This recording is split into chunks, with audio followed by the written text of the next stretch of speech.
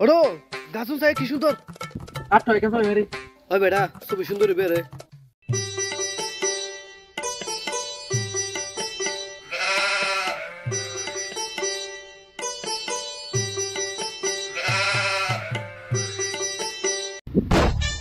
আর গেরামর বন হতো বালা হতো কি কথা আছে শহরের কোনো গোগাম নাই বে কোন কোন আসলে বন গোগাম নাই